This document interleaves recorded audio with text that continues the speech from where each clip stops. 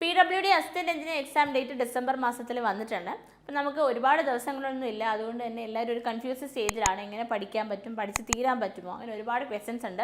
നമ്മുടെ കയ്യിൽ hardly less than 80 days മാത്രമേ നമ്മുടെ മുന്നിലുള്ളൂ. പക്ഷേ ഈ 80 ഡേയ്സിനുള്ളിൽ നമുക്കൊരു വാസ്റ്റ് സിലബസ് തന്നെ കവർ ചെയ്യാനുണ്ട്. ഈ സിലബസിൽ നമുക്ക് വെയിറ്റേജ് കൂടിയ സബ്ജക്ട്സ് ഉണ്ട്, വെയിറ്റേജ് കുറഞ്ഞ സബ്ജക്ട്സ് ഉണ്ട്. അതുപോലെ തന്നെ നമ്മൾ കുറേ നേരം, അതായത് കുറേ ക്വസ്റ്റ്യൻസ് അല്ലെങ്കിൽ കുറേ പ്രോബ്ലംസ് വർക്കൗട്ട് ചെയ്ത് തറവാക്കേണ്ട സബ്ജക്ട്സ് ഉണ്ട്. പക്ഷേ ഈ 75 ഡേയ്സിനുള്ളിൽ എങ്ങനെ ഈ ഒരു PWD അസിസ്റ്റന്റ് എഞ്ചിനീയർ എക്സാമിന് വേണ്ടി നമുക്ക് എഫക്റ്റീവായി തയ്യാറെടുക്കാൻ പറ്റും? 2 മണിക്കൂറും 3 മണിക്കൂറും പഠിച്ചുകൊണ്ടിരുന്നവർക്ക് ഈ ഒരു ജോലി കിട്ടുമോ, അല്ലെങ്കിൽ ഈ ഒരു എക്സാം എഴുതി കഴിഞ്ഞാൽ അത് ക്രാക്ക് ചെയ്യാൻ പറ്റുമോ, അങ്ങനെ ഒരുപാട് ചോദ്യങ്ങളുണ്ട്. പക്ഷേ അത് ഡെഫിനറ്റ്ലി അതൊരു ഹാർഡ് ട്രൂത്ത് ആണെങ്കിൽ പോലും 2-3 മണിക്കൂർ മാത്രം ഇനി നമ്മൾ വർക്ക് ചെയ്ത് കഴിഞ്ഞാൽ നമുക്ക് ഈ ഒരു എക്സാം ക്രാക്ക് ചെയ്യാനുള്ള പോസിബിലിറ്റി വളരെ കുറവാണ്.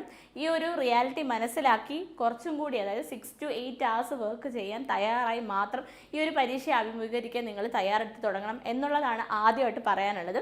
പിന്നെ നമുക്ക് എപ്പോഴും കോഴ്സിൻ്റെ, അല്ലെങ്കിൽ നമ്മളിപ്പോൾ 75 ഡേയ്സ് കൊണ്ട് PWD AE എക്സാമിന് വേണ്ടി പഠിപ്പിക്കുന്നു. പക്ഷെ അത് ഒരു പ്രഷറിലാണോ ഈ ഒരു കാര്യം ചെയ്യുന്നത്, അല്ലെങ്കിൽ ഈ പറഞ്ഞ 75 ഡേയ്സിനുള്ളിൽ ഈ ഹാർഡ് സിലബസ് അല്ലെങ്കിൽ ഈ ഒരു വാസ്റ്റ് സിലബസ് നമുക്ക് കവർ ചെയ്യാൻ പറ്റുമോ? അങ്ങനെ ഒരുപാട് ക്വസ്റ്റ്യൻസ് നമ്മുടെ ഉദ്യോഗാർത്ഥികൾ നമ്മുടെ ഫ്രണ്ടിൽ റേസ് ചെയ്തതിൻ്റെ ഭാഗമായിട്ട് നമ്മളൊരു 75 ഡേയ്സ് സ്റ്റഡി പ്ലാൻ ആണ് തരുന്നത്. അത് PWD അസിസ്റ്റന്റ് എഞ്ചിനീയർ എക്സാമിന് വേണ്ടിയിട്ട് 75 ഡേയ്സ് കൊണ്ട് എങ്ങനെ ആ സിലബസ് ഡീകോഡ് ചെയ്ത് എഫക്റ്റീവായി പഠിക്കാൻ പറ്റും. ഡീകോഡ് ചെയ്യുക എന്ന് വെച്ച് കഴിഞ്ഞാൽ വെയിറ്റേജ് കൂടിയ സബ്ജക്ട്സിന് ഒരുപാട് സമയം കൊടുത്ത് ആ 20 മാർക്കുകൾ 10 മാർക്കുള്ള ടോപ്പിക്സ് ഉണ്ട്. അപ്പം അതൊക്കെ നമുക്ക് എഫക്റ്റീവായിട്ട് ഫുള്ള് കിട്ടിയാൽ മാത്രമേ 50 എബോവ് കിട്ടി സേഫ് സ്കോറായി നമുക്ക് മാറുള്ളൂ. ഒരു 60 അടുപ്പിച്ച് മാർക്ക്, അല്ലെങ്കിൽ 60+ ആവണം നമ്മുടെ ടാർഗറ്റ്. എന്നാൽ മാത്രമേ നമുക്ക് ആദ്യ റാങ്കുകളിലെത്തി ജോലി കിട്ടത്തുള്ളൂ. 60+, 60ക്കും 70ക്കും ഇടയ്ക്ക് എന്നുള്ളതാണ് നമ്മുടെ ഒരു സേഫ് സ്കോർ എന്ന് പറയുന്നത്. 50-60യുടെ ഇടയ്ക്ക് കട്ട് ഓഫ് വരുമെങ്കിൽ കൂടി റാങ്ക് ലിസ്റ്റിൽ കയറി പറ്റിയാൽ നമുക്ക് ടെക്നിക്കൽ റാങ്ക് ലിസ്റ്റുകൾ ജോലി കിട്ടണമെന്ന് ഒരു ഉറപ്പുമില്ല. ആദ്യ റാങ്കുകളിൽ വന്നാൽ മാത്രമേ ജോലി കിട്ടുള്ളൂ. അപ്പോൾ ഇത് ആദ്യം ആലോചിക്കണം. നമുക്ക് ലിസ്റ്റിൽ കയറി പറ്റുക എന്നുള്ളതല്ല നമ്മുടെ ലക്ഷ്യം. ജോലി കിട്ടുന്ന ഒരിടത്ത് ലിസ്റ്റിൽ കയറി പറ്റുക എന്നുള്ളതാണ്. അതുകൊണ്ട് തന്നെ ഒന്നും സ്കിപ്പ് ചെയ്യാതെ പഠിക്കുകയും വേണം. പക്ഷേ എന്നാൽ എഫക്റ്റീവായിട്ട് ഹെവി വെയിറ്റേജ് ഉള്ള ഹെവി സബ്ജക്ട്സ് നമ്മൾ ഒട്ടും വിട്ട് കളയാനും പാടില്ല. ഈ രീതിക്ക് പഠിച്ചാൽ മാത്രമേ ഈ 75 ദിവസം കൊണ്ട് നമുക്ക് PWD അസിസ്റ്റന്റ് എഞ്ചിനീയർ എന്ന സ്വപ്ന ജോലി നേടിയെടുക്കാനായിട്ട് സാധിക്കുള്ളൂ. സോ നമുക്ക് നമ്മുടെ സ്റ്റഡി പ്ലാനിലേക്ക് ഒന്ന് പോവാം.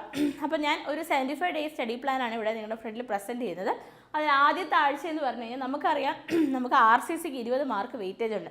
പക്ഷേ ഈ 20 മാർക്ക് RCC വെയിറ്റേജ് ഉണ്ടെങ്കിൽ കൂടി ഈ 20 മാർക്ക് ഡയറക്റ്റ്ലി നമുക്ക് അപ്രോച്ച് ചെയ്യാൻ പറ്റത്തില്ല. അതിന് മുന്നേ 10 മാർക്ക് വെയിറ്റേജ് ഉള്ള 2 ആൾക്കാരെ പഠിക്കണം. മെക്കാനിക്സ് സോളിഡ്സും സ്ട്രക്ചറൽ അനാലിസിസും 10 മാർക്കേ ഉള്ളെങ്കിൽ കൂടി ആദ്യം അത് പഠിച്ചിട്ട് മാത്രം RCCയിലേക്ക് പോയാലുള്ള ഗുണം 30 മാർക്ക് നമ്മുടെ കയ്യിലിരിക്കും എന്നുള്ളതാണ്. കാര്യം 20 മാർക്ക് RCCയുടെ, അല്ലെങ്കിൽ 18 മാർക്ക് ആയിക്കോട്ടെ, സ്റ്റീലും കൂടെ പഠിച്ചാൽ മാത്രമേ 20 മാർക്ക് കിട്ടുള്ളൂ. 17 മാർക്കോ 18 മാർക്കോ RCCയിൽ നിന്ന് ക്വസ്റ്റ്യൻസ് വരുന്നുണ്ട്.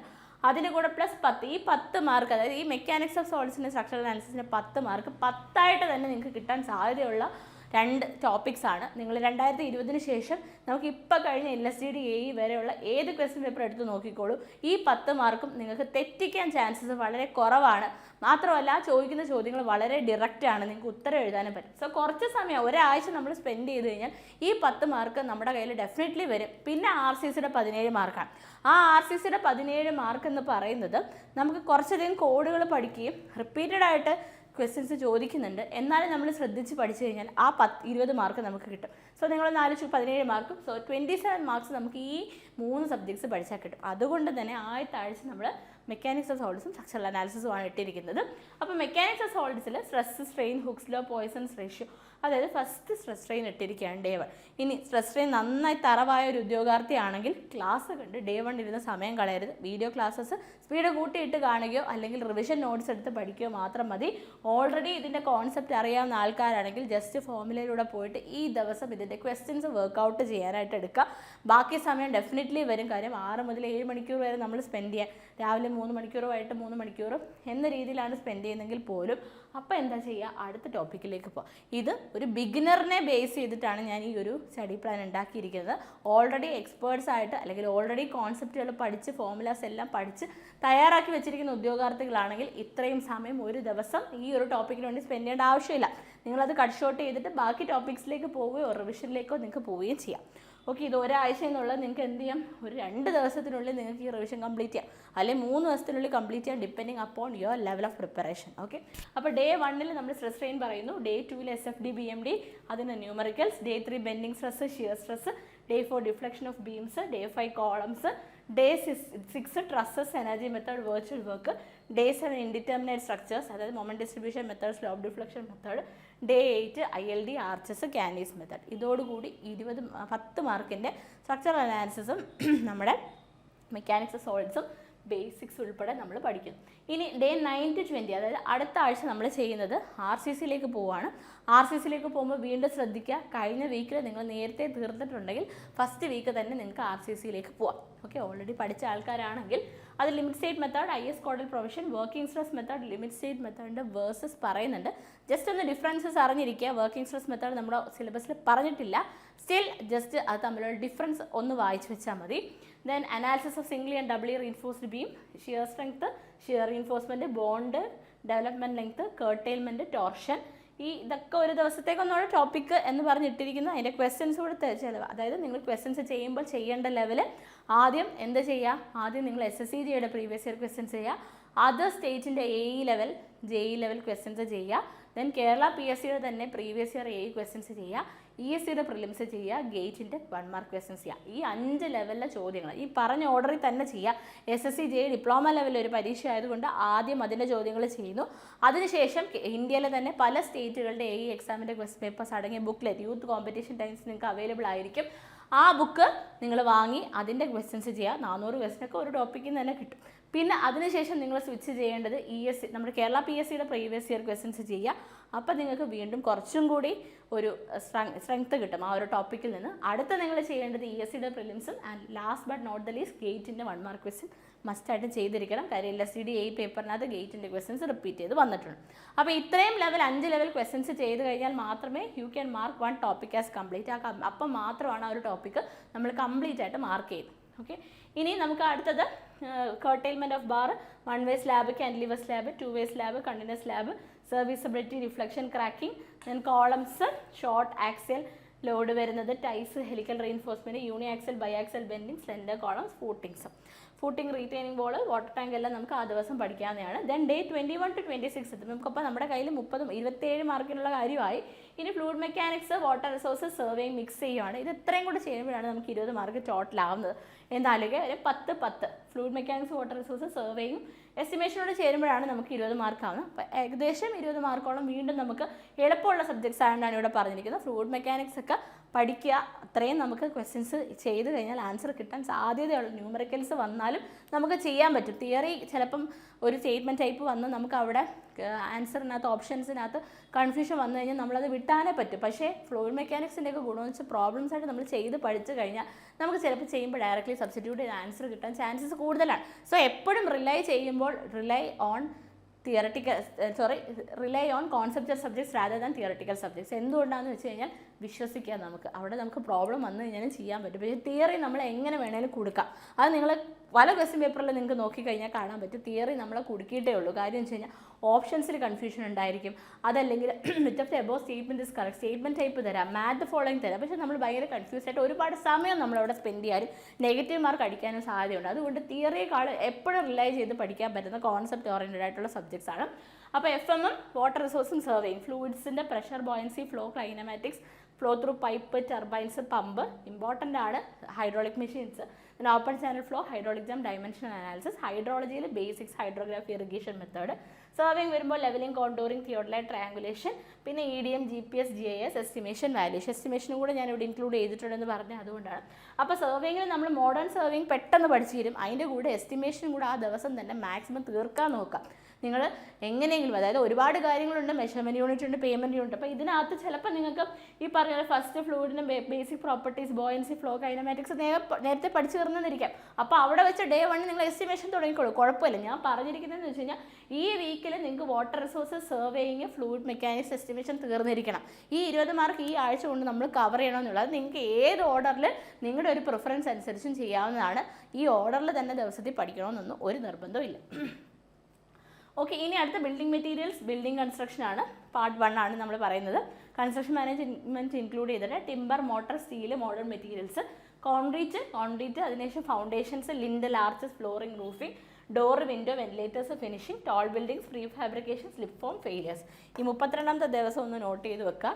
പലപ്പോഴും നമ്മൾ വിട്ടുപോവുകയും നമുക്ക് ക്വസ്റ്റ്യൻസ് എളുപ്പത്തിൽ കിട്ടാനും സാധ്യതയുള്ള ഒരു ടോപ്പിക്കാണ്. പിന്നെ ഡേയ്സ് 33 to 36 നിങ്ങൾ ജിയോ ടെക്നിക്കലും എൻവയോൺമെൻറ്റലും എടുക്കുവാണ്. രണ്ടും കൂടി ചേർത്ത് 10+10 വീണ്ടും 20 മാർക്ക് നിങ്ങളുടെ കയ്യിലിരിക്കുകയാണ്. അപ്പോൾ അതിനകത്ത് നമുക്ക് ജിയോ ടെക്നിക്കലിൽ സോയിൽ പ്രോപ്പർട്ടീസ്, ക്ലാസിഫിക്കേഷൻ, കോമ്പാക്ഷൻ, പിന്നെ shear strength, consolidation, stress distribution ഇവിടെ വെച്ച് തീരുന്നില്ല. ഇനി ഈ 2 ദിവസം സ്പ്ലിറ്റ് ചെയ്ത് നിങ്ങൾ എന്ത് ചെയ്യണം, earth pressure theories, stability of slope, foundation engineering ഇത്രയും കൂടി എൻകോപ്പറേറ്റ് ചെയ്ത് പഠിച്ചിരിക്കും. ഓക്കെ, ഡേ 35 വരുമ്പോൾ water demand forecasting treatment method, then sewers, waste water treatment, air pollution. Day 36 കുറച്ച് ടൈറ്റ് ആയിരിക്കും, 35 ആൻഡ് 36 കാര്യം ഒരുപാട് കാര്യങ്ങൾ പഠിക്കാനുണ്ട്. ആൻഡ് 33, 34 എന്ന് പറയുന്നത് നിങ്ങൾ എന്ത് ചെയ്യുക, കുറച്ച് ഒന്ന് അഡ്ജസ്റ്റ് ചെയ്ത് ജിയോ ടെക്നിക്കൽ പഠിക്കാൻ നോക്കുക. ജിയോ ടെക്നിക്കൽ ഇവിടെ തീരുന്നില്ല. ഇനി 37 to 40 നമ്മൾ പഠിക്കുന്നത് ട്രാൻസ്പോർട്ടേഷൻ ആൻഡ് അർബൻ പ്ലാനിംഗ് ആണ്. അതിനകത്ത് 10 മാർക്കാണ്. Highways, then payment design, airport, railway, tunnel, harbour, urban planning മാത്രമാണ് ഡേ 40 പറയുന്നത്. വേണമെങ്കിൽ ഈ ഡേ 40ൽ നിങ്ങൾക്ക് എന്ത് ചെയ്യാം, നേരത്തെ ഞാൻ പറഞ്ഞ GTയുടെ സ്റ്റെബിലിറ്റി ഓഫ് സ്ലോപ്പ്, അതുപോലെ തന്നെ ഫൗണ്ടേഷൻ എഞ്ചിനീയറിങ്, പിന്നെ നമ്മുടെ സോയിൽ ഇൻവെസ്റ്റിഗേഷൻ തുടങ്ങിയ കാര്യങ്ങൾ, ഗ്രൗണ്ട് ഇമ്പ്രൂവ്മെൻറ്റ് ടെക്നിക്സ് ഒക്കെ ഈ ദിവസം പഠിക്കാം. അർബൻ പ്ലാനിങ് ഇവിടെ നിന്നോട്ടെ. എന്തുകൊണ്ടെന്ന് വെച്ചാൽ അതായത് നമുക്കിപ്പം നമ്മുടെ December 11th എക്സാം എന്ന് വിചാരിക്കാം. അങ്ങനെയാണെങ്കിൽ നമുക്ക് എന്ത് ചെയ്താൽ മതി, അതിന് തൊട്ട് മുന്നത്തെ ഒരാഴ്ച ഈ കാര്യം പഠിച്ചാൽ മതി. കാര്യം തിയറിയാണ്, വായിച്ചാൽ മനസ്സിലാവുന്ന വെറും സിമ്പിൾ തിയറിയാണ്, മറന്നു പോകാൻ ചാൻസ് ആണ് നേരത്തെ പഠിച്ചു കഴിഞ്ഞാൽ. അതുകൊണ്ട് ഈ ഡേ 40 ഇവിടെ വേണം സ്കിപ്പ് ചെയ്ത് ഇവിടെ ജിയോ ടെക്നിക്കൽ നിങ്ങൾക്ക് പഠിക്കാവുന്നതാണ്. It's my personal suggestion. എങ്കിൽ നിങ്ങൾക്ക് നിങ്ങളുടേതായ രീതി കസ്റ്റമൈസേഷൻസ് വരുത്താം. പിന്നെ നമ്മൾ ഫേസ് 2ലേക്ക് എത്തുവാണ്, ഡേ 41 to 55. അവിടെ നമ്മൾ അഡ്വാൻസ് കവറേജും പഠിച്ച കാര്യങ്ങളെല്ലാം ഇൻ്റഗ്രേറ്റ് ചെയ്ത് കൊണ്ടുവരികയും ചെയ്യുകയാണ്.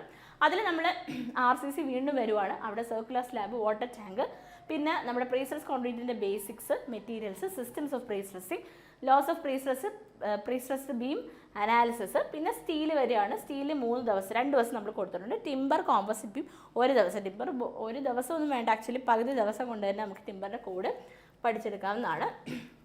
ദെൻ ഡേ 47 to 50 BMCയിലെ കൺസ്ട്രക്ഷൻ മാനേജ്മെൻറ്റ് പാർട്ട് 2ലേക്ക് നമ്മൾ വന്നു.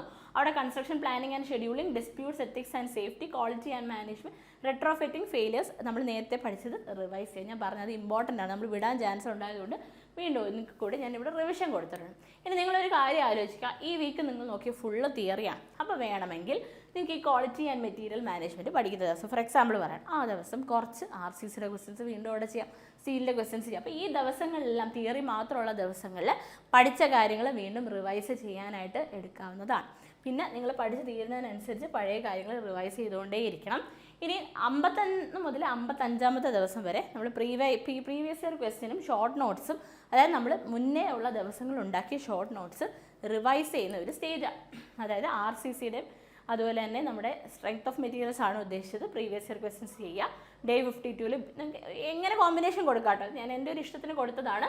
Fluid environmental, geotechnical engineering, transportation, town planning, short notes വായിക്കുക. Then quick formula sheet preparation day 55 ചെയ്തിരിക്കാം. ഫോമുല ഷീറ്റ് വളരെ അത്യാവശ്യമാണ്. നമുക്ക് എത്ര കോൺസെപ്റ്റ് അറിയാമെന്ന് പറഞ്ഞാലും, ഒരു പ്രോബ്ലം ചെയ്യുന്ന മെത്തേഡ് അറിയാമെന്ന് പറഞ്ഞാലും, ഫോമുല അവിടെ മറന്നു പോയി കഴിഞ്ഞാൽ ആ ക്വസ്റ്റ്യൻ നമുക്ക് അവിടെ വാലിഡ് അല്ല, നമുക്ക് ഫൈനൽ ആൻസറാണ് എക്സാമിന് വേണ്ടുള്ളത്. ഓക്കെ, ഇനി ഫേസ് 3 എന്ന് പറഞ്ഞാൽ ഫസ്റ്റ് റിവിഷൻ ആണ്. നമുക്ക് 56 to 65th ഡേയിൽ RCC, steel, PSC full revise ചെയ്യുക. BMC കൺസ്ട്രക്ഷൻ മാനേജ്മെൻറ്റ് റിവൈസ് ചെയ്യുക. Mechanics strength of materials, fluid mechanics, surveying environmental, geotechnical transportation. ഈ ഒരു വേരിയേഷൻ ഇതുപോലെ തന്നെ വേണമെന്നൊന്നുമില്ല, നിങ്ങൾക്ക് പല രീതിയിൽ ക്ലബ് ചെയ്യാം. ഇത് ഞാൻ ജസ്റ്റ് ഒന്ന് ക്ലബ് ചെയ്ത് മാറ്റി എന്നുള്ളത്. ഇനി ഫേസ് 4 എന്ന് പറഞ്ഞാൽ 66 to 72 ആണ്. അടുത്ത ഫേസ് റിവിഷനിലേക്ക് പോവാണ്. RCC പെട്ടെന്നൊന്ന് ക്വിക്ക് റൺ ത്രൂ എന്ന് പറഞ്ഞാൽ വേഗം വായിക്കുക. BMC ഫ്ലൂയിഡ് മെക്കാനിക്സ്, അതുപോലെ തന്നെ strength of materials, surveying, valuation, അതുപോലെ തന്നെ environmental, geotechnical, transportation, urban planning full syllabus formula റിവിഷനാണ് നമ്മൾ ഡേ 72-ൽ ചെയ്യുന്നത്. So we are approaching towards the end of a study plan. നമ്മുടെ എക്സാമിൻ്റെ അടുത്തേക്ക് വരികയാണ്. ലാസ്റ്റ് വീക്കാണ് final preparation. 73 to 75th day ആണ്. മോക്ക് ടെസ്റ്റുകൾ എഴുതേണ്ട അവസാനത്തെ ആഴ്ചയിലാണ്. നിർബന്ധമായും ബുക്കുകളെല്ലാം മാറ്റി വെച്ച് ടൈമർ ഓണാക്കി മോക്ക് ടെസ്റ്റ് എഴുതി തന്നെ ശീലിക്കുക. ടൈം മാനേജ്മെൻറ്റ് പഠിക്കണം. 100 മാർക്ക് ടൈംഡ് ടെസ്റ്റ് തന്നെ എഴുതുക. പിന്നെ അതിന് ശേഷം അടുത്ത ദിവസം നമുക്ക് ഈ മോക്ക് ടെസ്റ്റ് ചെയ്തപ്പോൾ നമ്മുടെ വീക്ക് ഏരിയാസ് ഐഡൻറ്റിഫൈ ചെയ്യാൻ പറ്റും. ആ വീക്ക് ഏരിയാസ് റീഇൻഫോഴ്സ് ചെയ്ത് കൊടുക്കുക, അതായത് ശക്തിപ്പെടുത്തുക. Then previous year questions solve ചെയ്യുക. എന്നിട്ട് അവസാനത്തെ ദിവസം ഫോമുല റീക്യാപ്പ് ചെയ്യുക, ചെറുതായിട്ട് പഠിക്കുക. ഒരുപാട് ടെൻഷനൊന്നും ലാസ്റ്റ് ദിവസങ്ങളിൽ എടുക്കരുത്. മതിയാവോളം റിലാക്സ് ചെയ്യുക. അതുപോലെ നന്നായി ഉറങ്ങുക, നന്നായി വെള്ളം കുടിക്കുക, നന്നായി ഭക്ഷണം കഴിക്കുക, ഇഷ്ടമുള്ള കാര്യങ്ങളൊക്കെ ചെയ്യുക. റിലാക്സ്ഡ് മോഡിൽ വേണം എക്സാമിനെ നമ്മൾ അപ്രോച്ച് ചെയ്യാനായിട്ട്. സോ സോ ഇങ്ങനെയാണ് നമ്മുടെ ഒരു സിലബസിൻ്റെ ഒരു ഡീകോഡിങ് പറയുന്നത്. ആൻഡ് നമ്മുടെ എൻട്രിയിൽ 75 days AE-PWD special batches start ചെയ്തിട്ടുണ്ട്. ഈ 75 ദിവസം നിങ്ങളോടൊപ്പം ഞാനും ചേർന്ന് നമ്മൾ ഈ ഒരു AE-PWD എക്സാമിനെ ഫേസ് ചെയ്യുകയാണ്. കോഴ്സസിൻ്റെ കൂടുതൽ ഡീറ്റെയിൽസ് അറിയാൻ താഴെ ഫോം ഫില്ല് ചെയ്യുക. And here is the glimpses of some of our result. നമ്മുടെ റിസൾട്ടുകളാണിത്. KCB സബ് എഞ്ചിനീയർ നമുക്ക് റാങ്ക് ലിസ്റ്റിൽ വന്നവർ, അതുപോലെ തന്നെ നമ്മുടെ few of LSTD AE already സർവീസിലിരിക്കുന്ന ആൾക്കാരൊക്കെയാണ് ഇവരൊക്കെ. അപ്പം ഇതൊക്കെ അവരെയൊക്കെ എന്താ പറയുക, ഈ ഒരു ക്ലാസ്സസിലൂടെ നമുക്ക് എന്താ പറയുക എത്രത്തോളം അവർക്ക് ആ ഒരു എക്സാം ഹോളിൽ ഗുണം ചെയ്തു എന്നുള്ള കാര്യങ്ങൾ ആണ്. അപ്പം നിങ്ങൾക്കും ഇതുപോലെ ഒരു ടെസ്റ്റിമോണിയൽ തന്ന് എൻട്രിയുടെ ഒരു ഫേസായി മാറാനുള്ള ഒരു അവസരമാണ്.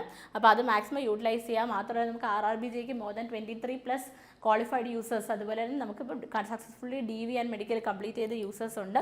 അപ്പോൾ നമ്മൾ മീറ്റപ്സ് നടത്താറുണ്ട്. അപ്പോൾ ഈ മീറ്റപ്സിലൊക്കെ ഒരു നല്ല റാങ്കോട് കൂടി സർവീസിൽ കയറിയിട്ട് വന്ന് പെടുക എന്നുള്ളത് വളരെ അഭിമാനപരമായ ഒരു നിമിഷമാണ്.